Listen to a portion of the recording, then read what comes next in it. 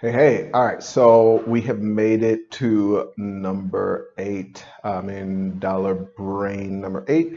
On this one, the overarching concept is that there are no hard, fast rules. And yeah, I want to tie in a couple of things, but one of the concepts that a friend of mine who lives up in San Francisco always kind of talks about is like, you've been dead for 13 billion years. And it's obviously in San Fran, it's this concept of always changing, always innovating, understanding that there are no hard, fast rules. And we've seen a lot of businesses that have benefited from understanding that. But I think in any industry, and it's starting to happen with buying and selling businesses, people get into thinking that, okay, things are going to operate a certain way. And bottom line is, it's certainly not the case. And that concept of you've been dead for 13 billion years is that there's 13 billion years before any of this started. All of humanity is like within the last few thousand of what we see of history and just society and civilization and all of that. And Earth has been here for 13 billion, and then even after you're gone, there's going to be another 13 billion. And when you look at that or consider that in the graph, I mean, it's not even a blink. It's not even a flash of light. It's just like nothing, or a twinkle of a star. It's like it's just nothing. It's nothing. So things are always changing. And I think that perspective of not only am I just here for a flash, but all of humanity, it's literally just a flash in the pan of this planet that we are on. And so understanding that, you get this a deeper understanding of at the most basic level, us being here is kind of this interesting miracle. So even though you grow up and people tell you, okay, here's how things work.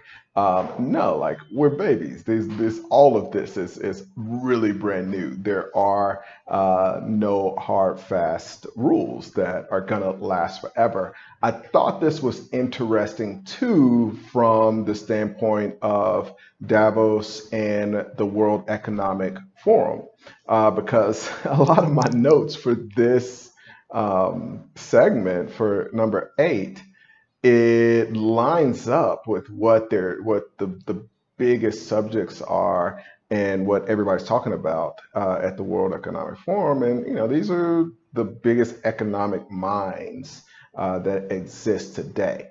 And what they're calling kind of what we just ended, with the 2010 to 2020, they're calling it basically the peak decade.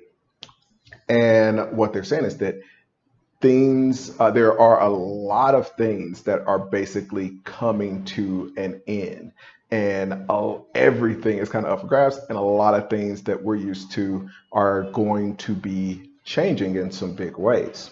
One of the things, and kind of an example, and one of the reasons we entered this kind of peak decade is what central banks did to avoid what should have been a pretty major depression. So we should have gone into depression in 2011, or really even back to 2008. And the central banks did a lot all over the world to make sure that we did whatever we could to avoid that depression happening.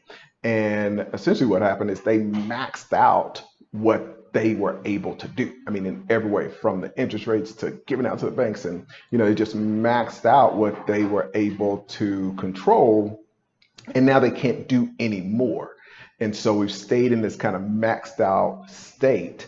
And a new downturn is coming, and there's nothing else that they can. There's no pulleys for them to pull. They've done everything that they can to stave off this depression. So That period, we've gone through all that, really a century of the central bank being able to have this huge impact, huge control over the economy, and it's helped protect us from a lot of downsides. And now that's peaked, and that control is over. And it's just all of these examples, and I'll get to how this ties to us and where we are, because I do think that even when it comes to where we are with buying businesses, we're in a state where a lot of things are going to change, and the perspective is going to change. But a couple of other quick examples, and there are a lot of them, is we're at peak for oil, which is a very big deal.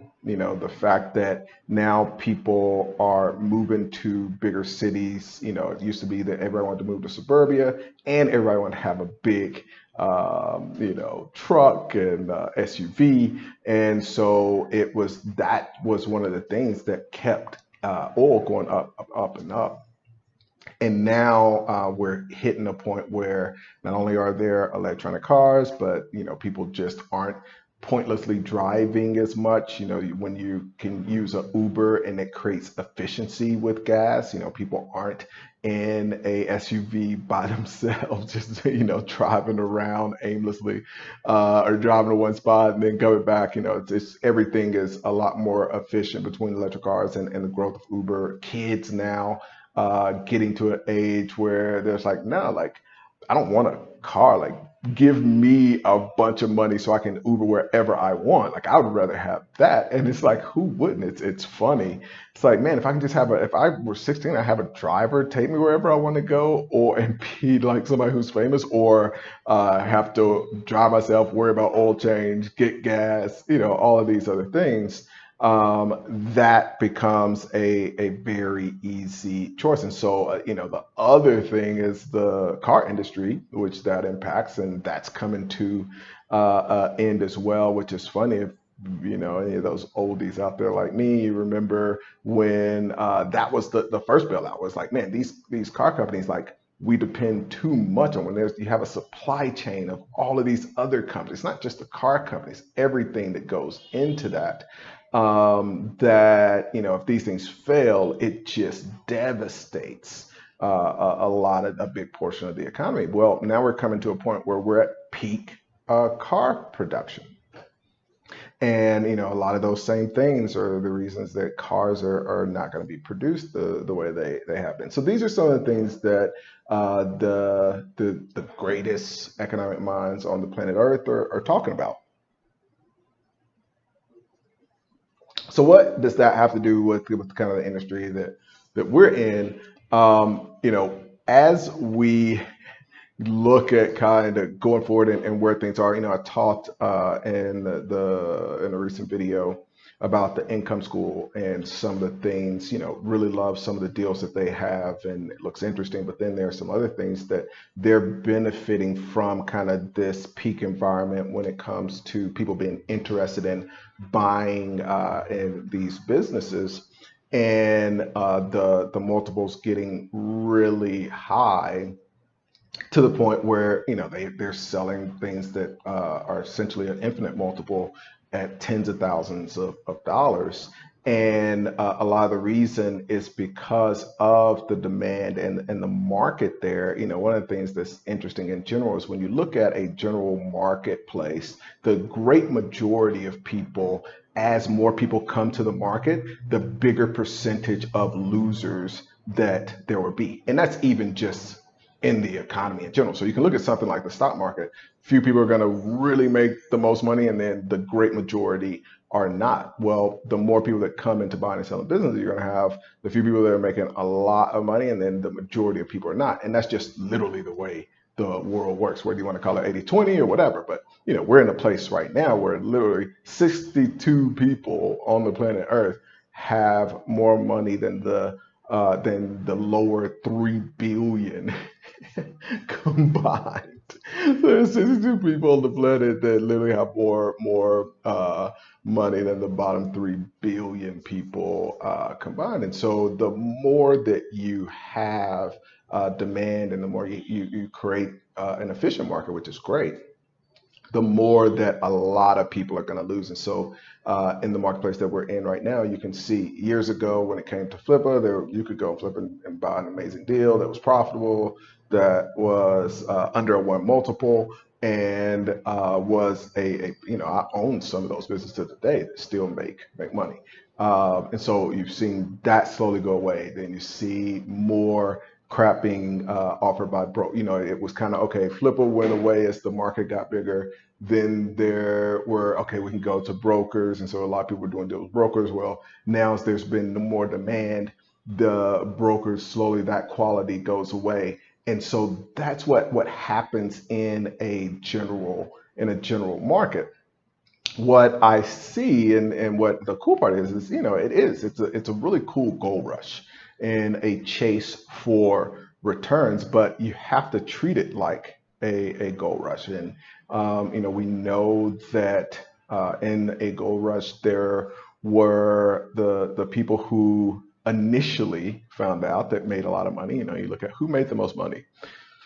Initially, it was the people that found the first gold, and they would go and, they couldn't give us so much. They couldn't even get all the gold. So they have to tell friend and they tell a friend like, okay, man, we got to go out here. Don't tell anybody. We got to get this gold.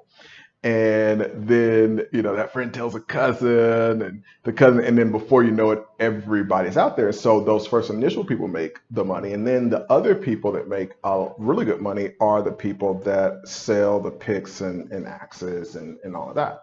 So you have those two groups that make the most money. So what does that look like in our space? So obviously not everybody was able to get in on the front end, but I think there's a huge opportunity now for the people that are I've talked a lot about it, creating funds and allowing other people to invest and get decent returns in the space. I think there's a big opportunity for brokers. We've got a business, BG, that does lending and royalty investments. And so it's all of these periphery things that are going to be some really big opportunities.